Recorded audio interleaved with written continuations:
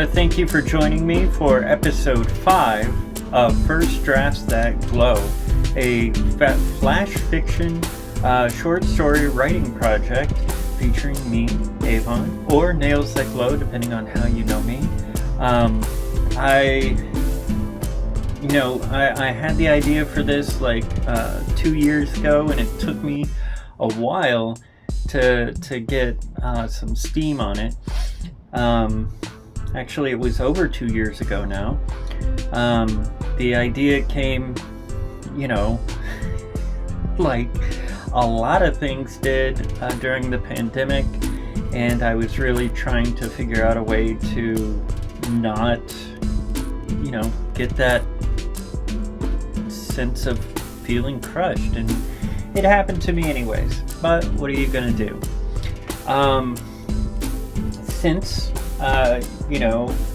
If you follow my blog at nailsthatglow.com, or if you're ever on Twitter and follow me at, on Twitter under nailsthatglow, are you seeing a theme here? I hope so.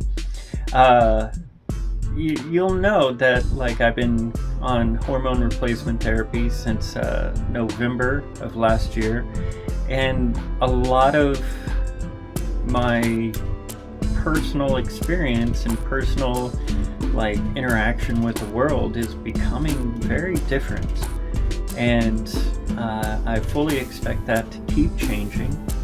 And one of the things that I have been really interested in exploring is more writing, and I found that a lot of what would motivate me in the past as far as storytelling went is different. And I'm trying to do different things each time I write a story like this one. And today's story is what you would classify as weird fiction. And weird fiction often is horror-ish in a lot of ways, but it also just kind of, can be described as just generally creepy.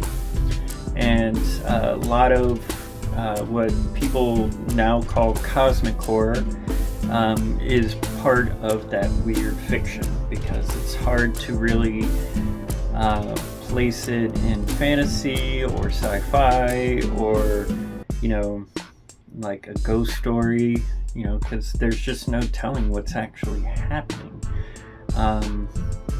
And I wanted to keep the spirit of the kind of inspirations that I had as a kid, which was a lot of Tales from the Crypt, Tales from the Dark Side, the TV show Monsters, The Outer Limits from the 90s, the really odd little shows that kind of predated Black Mirror, like Welcome to Paradox, which oddly repurposed a lot of John Varley's stories into these kind of what if technology goes wonky? People don't give him enough credit, but pull it back.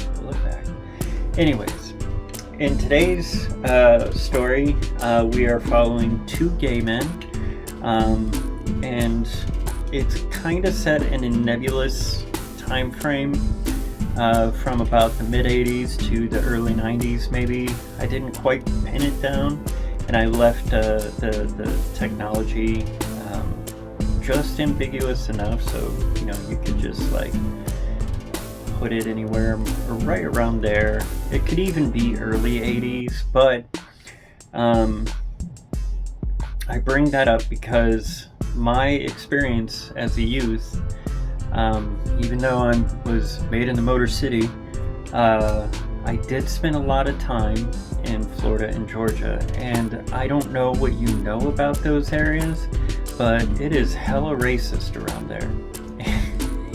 I mean, just ridiculous. And, people would just, assume that it was okay if you had light skin. I got ink there. Light skin.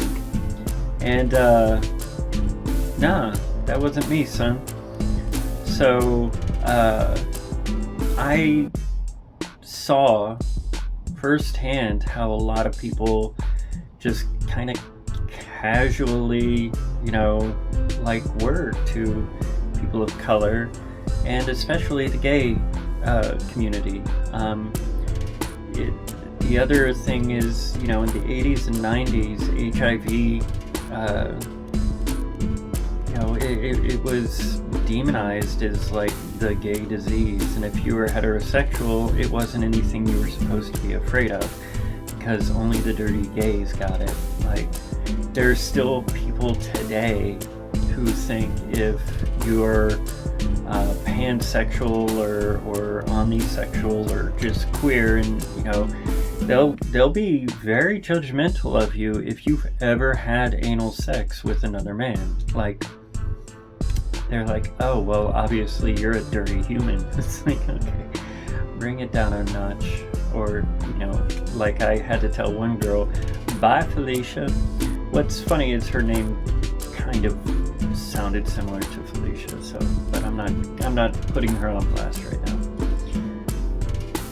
Anyways, so there is a part of the story where I do comment on one of the characters feeling very uncomfortable to go into a town that is mainly NASCAR country.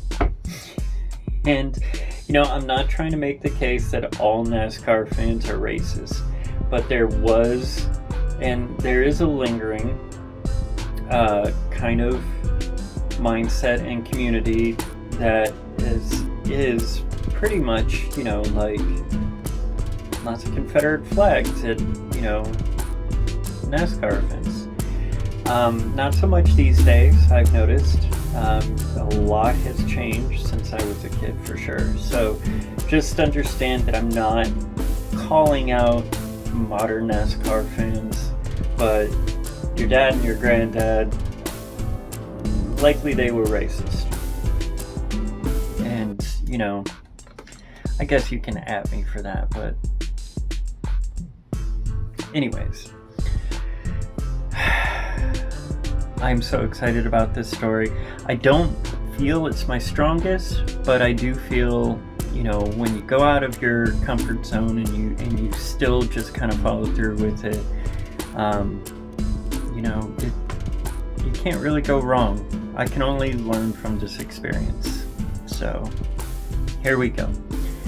This is, I don't know why I do this.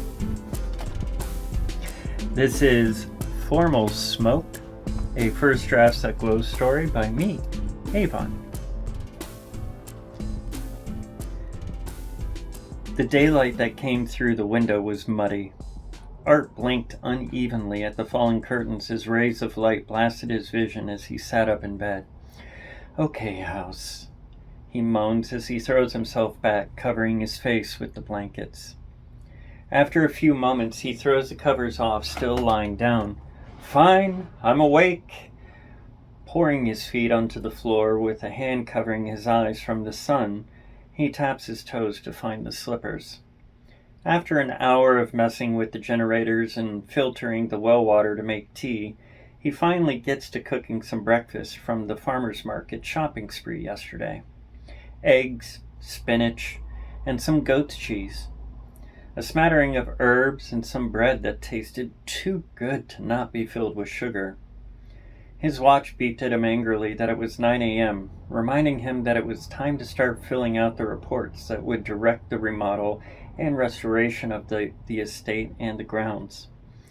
He stuffed the rest of the bread covered in glorious goat's cheese into his mouth, finishing off the rest of the black tea with just a pinch of sugar. He didn't bother dressing. The weather was mild and warm, and he was alone. He kept his tape player in his fanny pack with his headphones around his neck, bouncing around in underwear he knew were too tight. The headphones desperately cried out the synth beats of the new romantics and the punky electronics of the post-disco scene he tried to keep up with. He had finished the top floor the previous week. The measurements of each room had to be precise, and anything that might need replacing had to be detailed. The holes he had cut into the walls sometimes would reveal fungus or a nest of wires that had dissolved into nothing, or had been ripped out at some point. He even had to set up a ladder to the second floor, as the stairs had made a noise that second day that made him worry they would simply collapse. He decided to start in the room he assumed was the home office.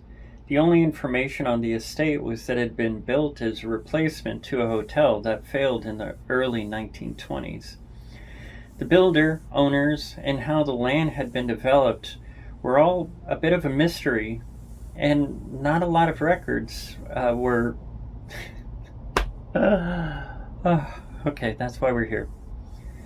The builder, owners, and how the land had been developed were all more or less a mystery. There weren't many records held by the city. Nobody in the town had any knowledge the estate was buried deep behind thick layers of trees. It was the weirdest thing that there was just not that much information on the house or the estate. It had been a handful of years since his parents and extended family had died in a building collapse after an earthquake. It was the largest family reunion in 20 years. Art was not there because they hated him. Being gay in the world and not hiding it was a problem for his mom and dad. They had stopped sending him money his second year in college, and stopped talking to him totally a few years after that. Art thought it was because he managed to graduate at the top of his class. It seemed to bother his family that the gay kid was now a prestigious architect that would offer competition to them. He only ever wanted to be like his dad. He wanted to design amazing structures and share the work with him, but that would never happen. After the collapse of the skyscraper, Art inherited everything: the firm, the extended family wealth, and more responsibility a party guy like himself ever wanted. He decided to just hire some of his former classmates and a few ex-boyfriends to run the company and manage the legal stuff. It did fill him with some delight knowing his family would be so furious that all the gay boys and girls would be running a company that used to low-key fund the pointy white hats.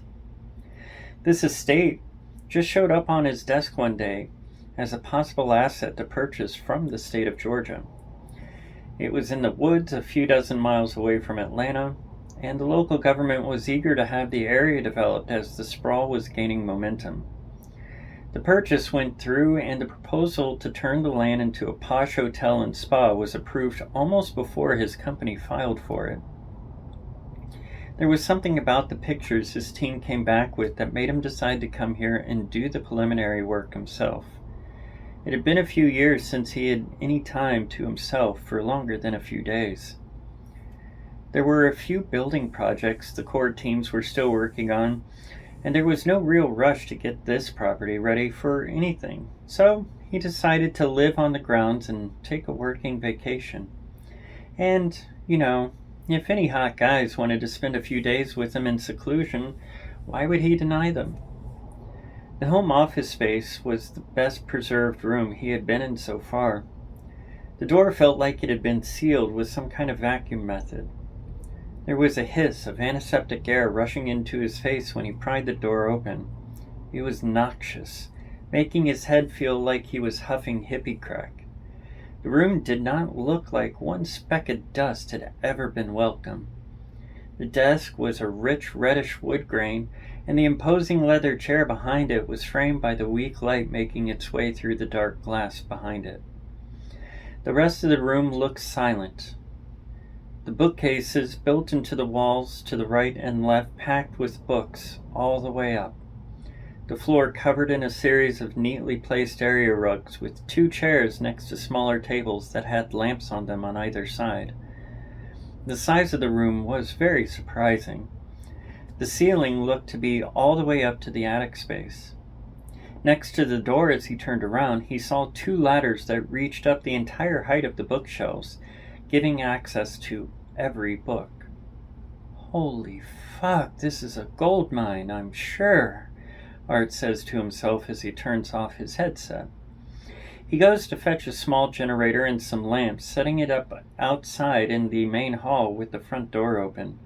Making sure it was fueled, he pulls the cord as the clanging sounds rest into a soft engine hum.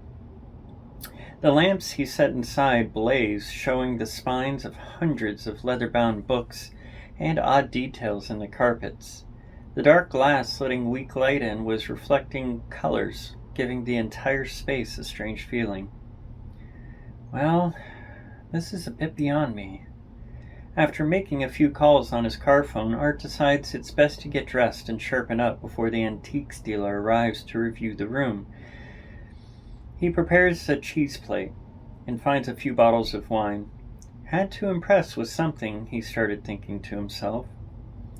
After a few hours, the truck's arrival woke Art up from a shallow nap. Once outside, the late afternoon sun was soft enough to keep Art from squinting. It did nothing to hide the giant smile he had when he looked at the beautiful guy walking towards him. Tall, with a rich dark skin Art thought was just beautiful. The man's smile framed by a sharp mustache and goatee. Art nearly trips as he walks down the stairs. Hello, you must be Mike, extending his hand. And you must be Art. They shake hands. Am I to understand you have a room filled with books and other objects you want appraised? Yes, please come in. Art motions to the door, following Mike. The man's shoulders distracting Art so much he trips again. This place is just a minefield, he says, quickly catching himself as Mike looks back. I lose my footing all the time as well, Mike says as he enters the house. It was a good bit of time before Mike had anything else to say. He was happy to nibble at the cheese plate, but requested water and was thrilled with the club soda Art had in the small fridge. He spent hours poring over details of the rugs, taking notes in a leather-bound journal. He inspected a few dozen books, taking some notes, and after a while he sat at the desk. Have you inspected this desk at all? Mike asks, looking over the drawers and the details. No, I haven't. I wasn't really sure what this room was all about, so I figured someone should check it out. I'm the kind to just get a crowbar and wedge stuff open and fix it later. A few glasses of wine had calmed Art down, and his posture, and the come-hither eyes less subtle than he was aware of. Seeming to notice Mike's glances at Art a few times with a sidelong smile each time. Well, it looks like you have a library of mainly pre-First War and some post-war first editions from publishers that no longer exist. The rugs look to be custom and very unique. 2 of them have Creole voodoo symbols, and the rest have Hebrew, and some have symbols I'm not able to identify. The stained glass behind me is unique as well. I would have to wait till I could get it cleaned up to be able to tell you what kind of glass and the time period it was made. Standing, he begins to walk around the desk, looking under the woodworking and feeling around. This desk is interesting as well. It looks like it might have been made in the 1850s, but there are a few signs of updates that could have only been added, around the 1940s or 50s, I think. Maybe sooner. He stops talking as a click is heard. One of the bookcases on the right wall pops open slightly, releasing the same smell as before. What the fuck? Art jumps, just noticing his intoxication. What is that? Mike looks around the room, walks over to the bookcase and swings it open. The desk looks like it is built into the floor. I figured the only reason to do this in a period when electronics were not common, a mechanical switch had to be a part of it. How are you that handsome and smart? Art feels the rush of embarrassment as the words leave his mouth. Mike stops and turns. You've had a few drinks, haven't you? His face blank, giving Art a stern look. Well, you see, It's just that... Art stumbles across a few attempts to talk. Mike smiles. Hey, I'm gay too. Don't worry, handsome. Let's get some work done before I destroy you. Art feels his face get warm and empties the glass he just filled. Copy that. The room they enter, Art tries to picture in the layout of the house he had in his head. The warm fuzz of wine making him doubt a few numbers, but the size of this space feels awkward and wrong to him. He notices Mike is unsettled as well. They both stare at the tree in the center of the perfectly square space, the floor giving off a blue glow through a metallic woven floor. Mike kneels, peering through the floor.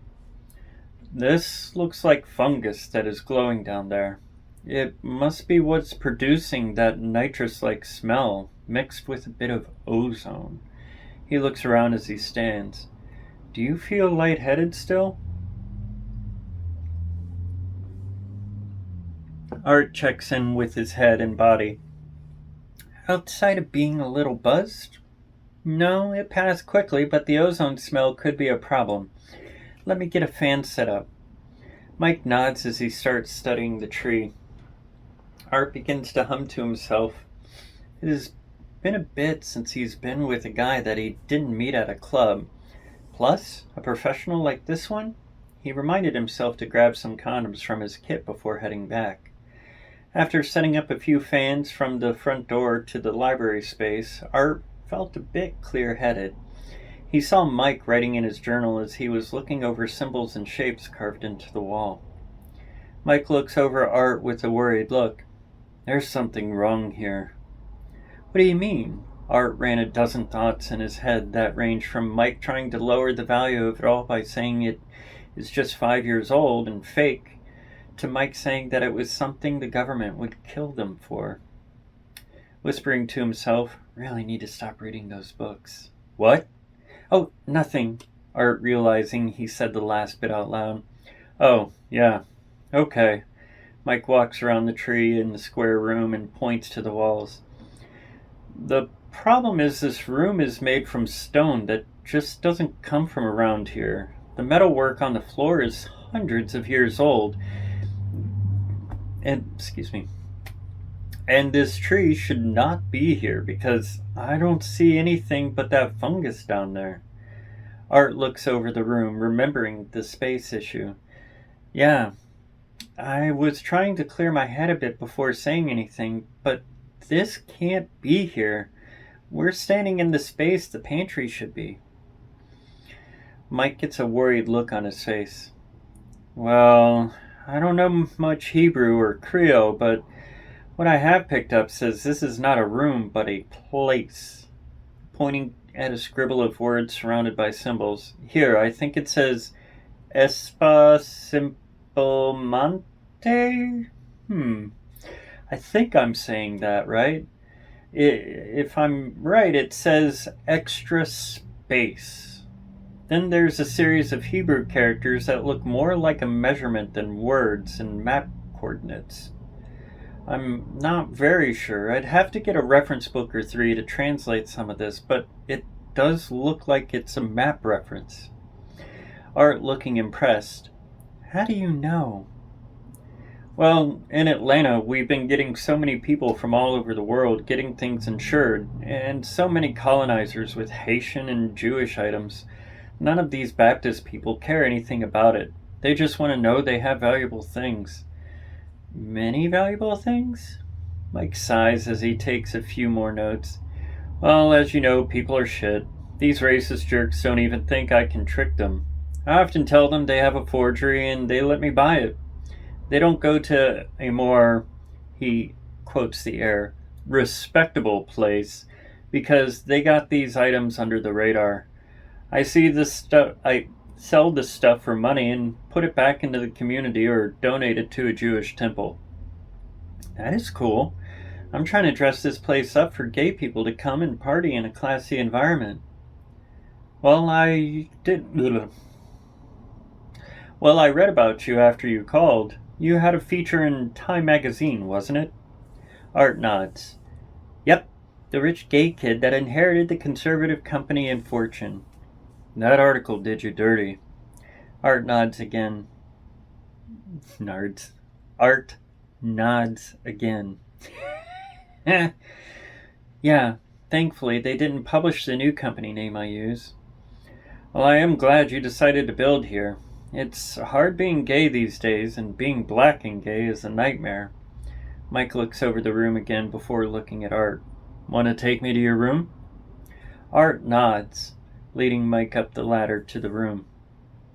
Before he could sleep, Art pins up the curtains and lights a few sticks of incense and grabs a few jugs of water. Here's some water for you, fella. Mike takes the gallon jug, twisting the lid and consuming a hefty amount. You're pretty amazing. I hate to admit, you're my first white boy. Capping the jug and laying back down, he pats the space on the bed next to him. Come cuddle. Art awkwardly consumes some water, spilling some on himself before capping the jug, setting it next to the other. Well, I hate to admit, you're not my first black guy, but you are the first guy to want to cuddle. Putting his head on Mike's chest, wrapping his arms around his torso, hugging him. Tell me when you have energy again. Mike's laughter echoes in the large room. My, aren't you a demanding one? What can I say? Mike holds Art's chin, scooting him up for a kiss. In the morning, handsome. I demand you make me breakfast first. Well, who's demanding now? Art says with a large smile as they kiss again. And then fall asleep holding each other. The nights in Georgia are often sticky and warm and humid. The house did benefit from the copious shade of trees surrounding, but still had to deal with the general hot air and humidity. At some point in the night, Art wakes up to see Mike walking to the chemical toilet through the adjoining door. He tried to warn him that the vent needed to be reopened before going in because the latch had broken. But no sound came from his mouth. Suddenly, the room grows bright with the same glow of the square room that they had found. The glow moves from the bedroom to the room of the chemical toilet. The room gets brighter and brighter until Art can't look anymore and has to shut his eyes and look away. Moments, maybe hours pass. Art feels disconnected and high, like he had been drinking something more than just wine. Something in his head feels wrong, and his hands begin to feel heavy. His feet start to feel sore. He tries to open his eyes and look around. He's unable to tell if his eyes are open, if he's in total darkness, or if he just can't open his eyes. His hands start to feel like thorns cutting deep inside his skin. His feet feel like they're being nailed to the floor. His knees start to give out. The sense of falling stops with a thud inside his chest and a thunderous clapping sound. Art, wake up! Mike's voice repeats the plea a few times. Art! The light of the room stings his eyes at first.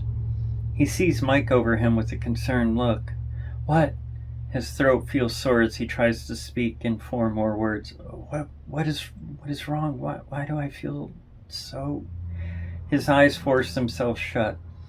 He has the sense that he is being carried and then set down on something cool. His mind pictures a block of ice and decides this is fine as he begins to fall back into the realm of sleep. The shock of water splashing on him and thrashing a moment in the ceramic tub causes Art to scream. What is happening? His hands and feet feeling sore and raw. His vision out of focus first as he reaches up to wipe his eyes. His hands are stopped. Don't touch your face, Mike says with a sternness Art would have normally found attractive. You have cuts all over your body, and I'm not sure how to work your car phone to call an ambulance. Art blinks a dozen times to clear the water from his eyes and gains focus on Mike sitting on the edge of the dirty tub. Mike leaning over, holding Art's hands. Art tries to speak again, and he notices his arms are covered in blood, and that there's blood oozing out from between Mike's hands. "What is going on?" His voice sounding meek. "I'm not sure. I woke up, and you were just covered in these marks. When I tried waking you, they all started bleeding at the same time. I ran to your car to call an ambulance, but that is some setup. I came right back and tried waking you and then brought you in here and poured water on you to wake you up. We need to get you to a hospital." Art, unable to make sense of it all, nods and gives basic instructions on how to use the car phone. Mike felt silly for not being able to figure it out as Art tries to say he forgets how to tie his shoes when he is late. But the words fail him, and his head grows heavy. The light of the afternoon sun shining in his eyes was the only thing that he remembers as being less amusing than a tetanus shot. Mike's face, glowing,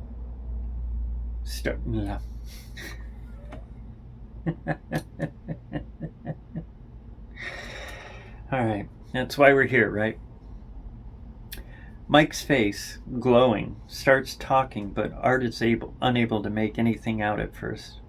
His body feels raw and weak. He looks over his arms and legs and sees sports wrap and gauze covering most everything. What is happening? When is the ambulance getting here? Mike frowns and forces a smile. "Well, for whatever reason, your car phone is missing parts, I think. When I tried using it, no sound or tones. I checked the engine and noticed your car and my truck batteries both smashed. I then noticed they both had the tires punctured. All of them. I didn't notice the tires first time out there." Who would have done that? Art tries to sit up, feeling the amount of coverage the cuts and sores on his body in a most acute way. "We need to get me to a hospital. I don't want to get an infection or bleed to death." Mike holds Art down slightly. "Listen, I have no idea, but I've been back to that room we were in yesterday." Looking into Mike's deep gaze, Art somehow knows the next words he hears and says them with him. "The tree has bloomed flowers that are blood red." Looking as surprised as Art felt, Mike sits back. What did you do, Art?" "I just knew what you were going to say." Art searches his mind. How will we get help?" "Well, Art, if I leave you here, I could walk the few miles to the nearest gas station and use the payphone. The only problem is this is a NASCAR town." Mike frowns deeply. "I'm worried about leaving you here and worried about walking that far alone in this area. Do you have anyone that's gonna come check up on you?" "No, I'm here working on a working vacation. Nobody's gonna even think about checking on my progress for another month or so." Mike walks out of the bathroom, coming back with a glass filled with water, handing it to Art. "Okay. I guess I must go.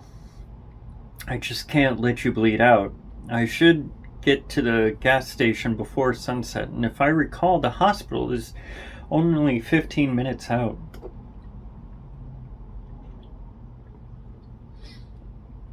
Art drinks the water, swallowing some down wrong, causing him to cough into the glass. Mike takes the water and pats Art on the head, leans over and kisses him. "Just relax. I'll leave a water jug right next to the tub. I checked and couldn't find any pain meds in the first aid kit. Just the wraps I covered you up in. I hope that it is enough." "Thanks, Mike. I'll be all right here, I think." The sound of Mike leaving the house echoes for a time inside the ache and pain in Art's skull. It lingers like a soft echo that persists. He feels a heavy weight overcome him, and his eyes close. He can't open them again, and his body screams as he feels... I just burped. I know I haven't normally drank in other videos, but for some reason my throat's just dry. I don't think I've been drinking enough water. I think that's why I wrote it in here. Where was I? That's why we're here, right?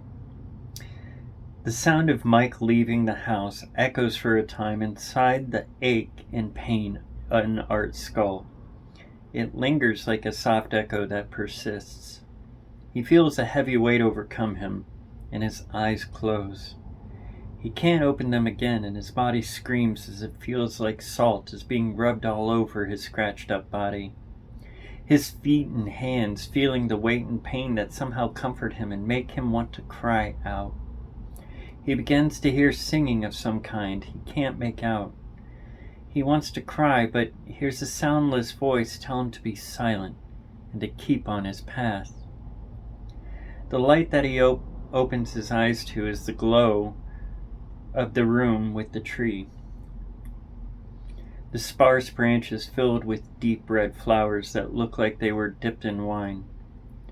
The bark he did not recall thinking of before, a deep black and shining with a shimmer within the soft glow that is now evenly coming from all surfaces in the room.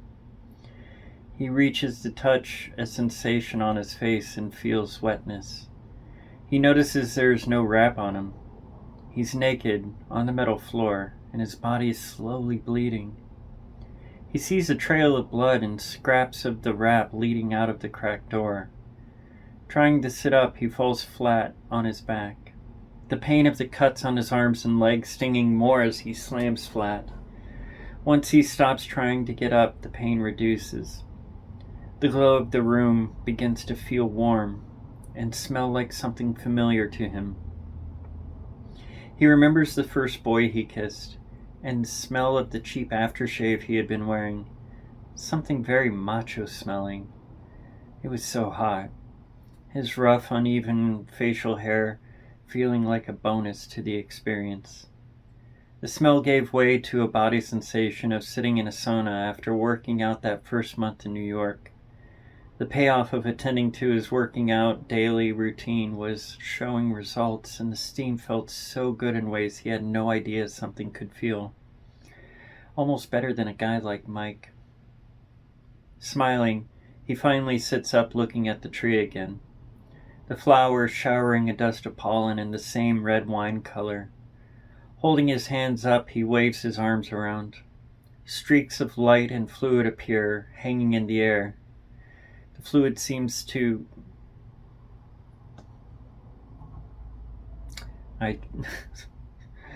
about to read the same sentence twice. Holding his hands up, he waves his arms around. Streaks of light and fluid hang in the air as he does this. Delighted, he stands, cupping the fluid into his hands, covering his face and torso. The remaining fluid in the air he collects and rubs on his legs and arms.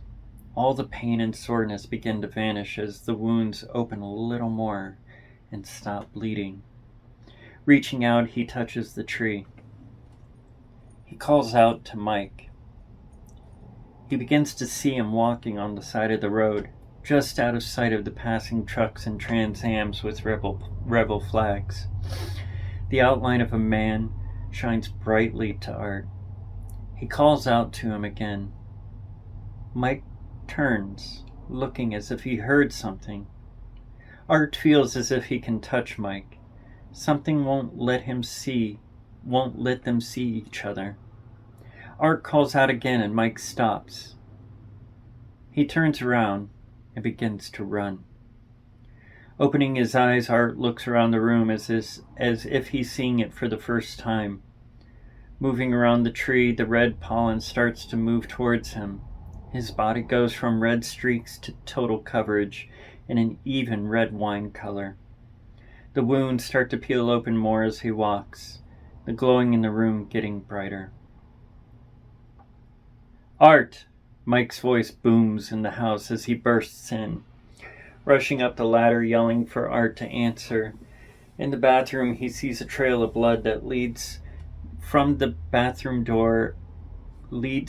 tub to the bathroom door and stops suddenly.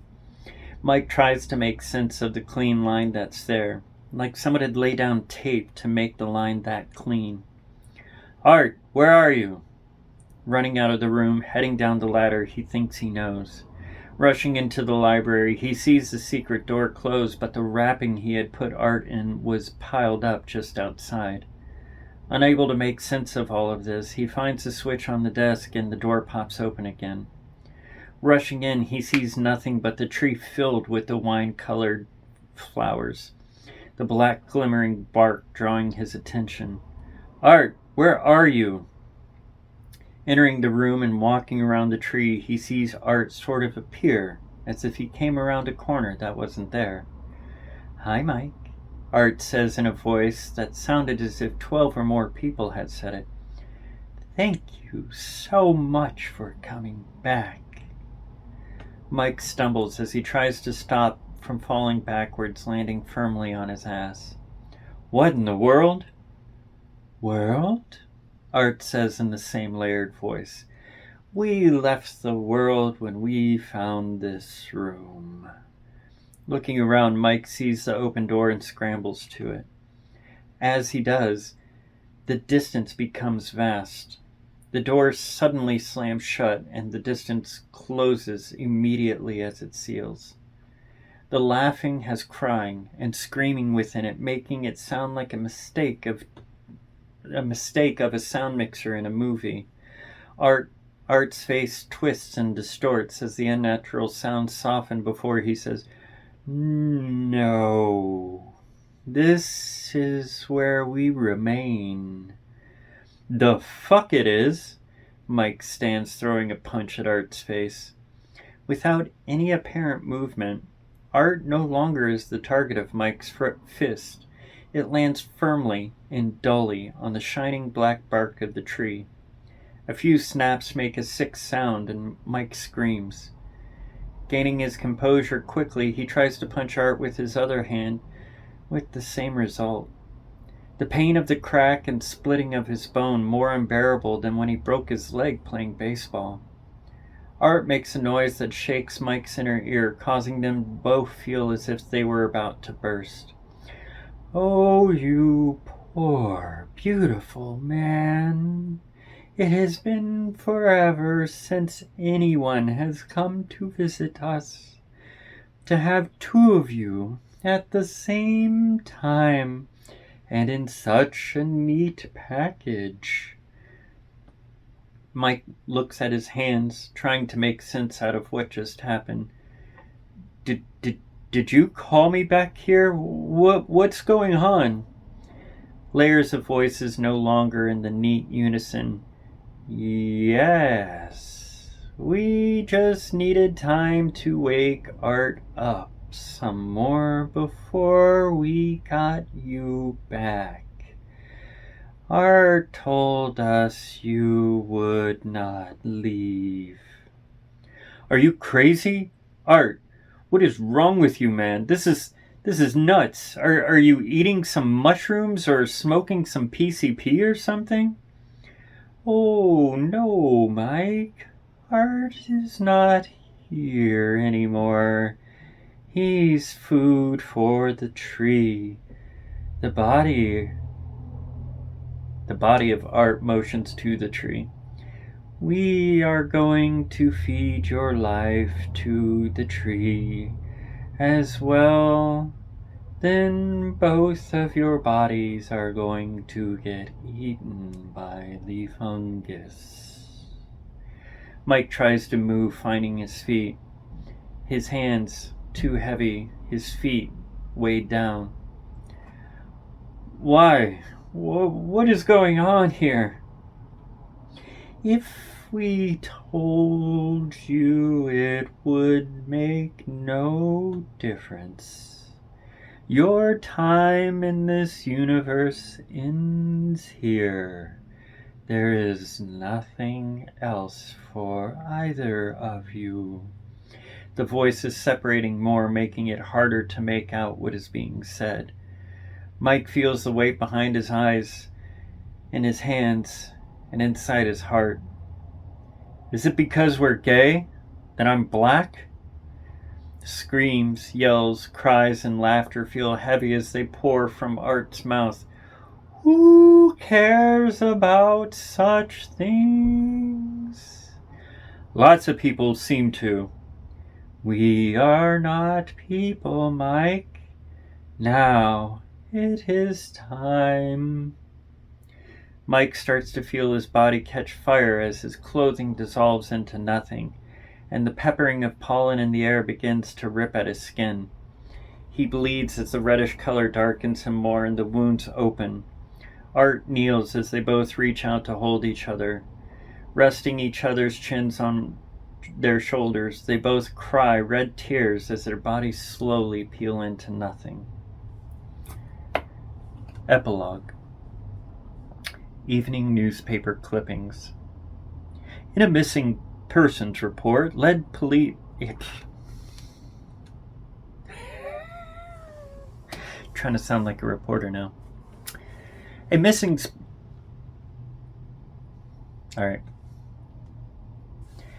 persons report lead police to an old estate outside of Atlanta. After a search of the property, there was no sign of anyone having been there for years. Reports of a strange smell that may hint at some toxic materials underground have caused the EPA to request the area be fenced off for public safety until the land can be inspected. The company that purchased the land has returned the property title to the state. The owner of the company was supposed to have been at the location and is currently missing. Investigators discovered notes left by an antiques dealer that had an appointment at the same location. He is also listed as a missing person. His family believes the Georgia police and sheriff are uninterested in finding a missing black man. If you or anyone you know have any information about the property Mistonic Estate outside of Atlanta, Georgia, and the missing people, please contact the investigation team. So, Mistonic, I did that on purpose instead of Miskatonic because reasons. I do what I want. That was Formal Smoke, a First Draft That Glow story by me. I really hope you enjoyed it. There were, as I was reading it, there were a few things that could have been polished up a little bit.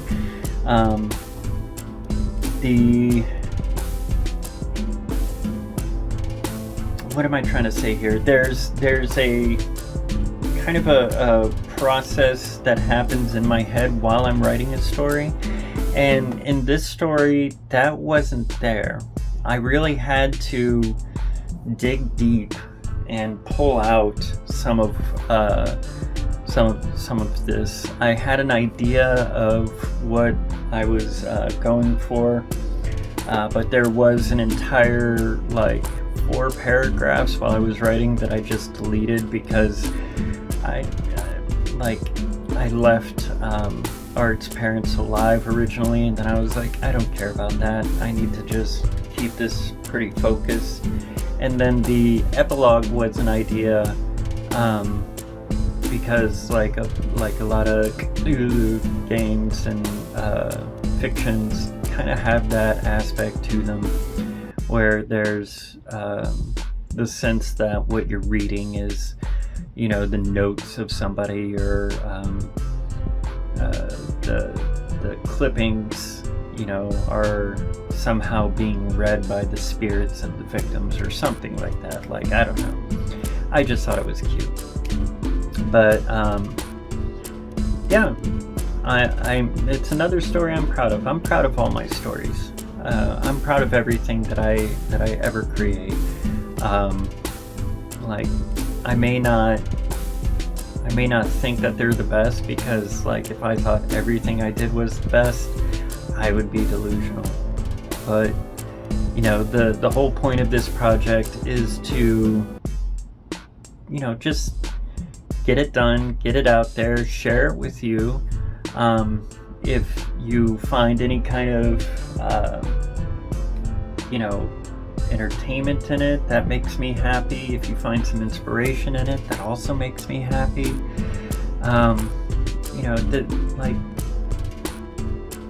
We just all have to be out there doing stuff, or else why are we here? What the fuck is all this about if all we're doing is hiding and not sharing ourselves in whatever way we like to share ourselves? Some people do it through, building buildings. Some people do it by, driving an Uber. Some people do it by, delivering mails. I like doing it by writing stories. Some people like doing it by making music. Some people like doing it by running an OnlyFans. Like, it doesn't matter. We're all just sharing ourselves the only way we know how. And I just want to encourage you, if you're trying something and you're not sure if you're good enough, I think you're good enough. Because you are. And especially if you're queer, trans, gay, write about some of that. There needs to be more queer stories out there. There needs to be more trans content creators who are just unapologetically writing about our experience. And, as I approach my first year on hormone replacement therapy, I'm changing. And, in 2 years, I'm going to look different. I'm going to act different. And I'm going to tell people this is my twin brother or something. Because, I'm going to be different. And we're all going to be different, hopefully, for the better. I don't know what I'm doing there. I just hit some kind of Mr. Rogers mindset for whatever the reason. And here I am reading some kind of weird horror. But anyways, I'm rambling too much. I want to thank you again for joining me for First Drafts That Glow, episode 5. Come back next week. Be sure to like and subscribe. Tell your friends. Leave a comment below, even if it's just telling me how much I suck or how pretty I am, because I am pretty. I know. Anyways, thanks again for coming and watching, and I love you.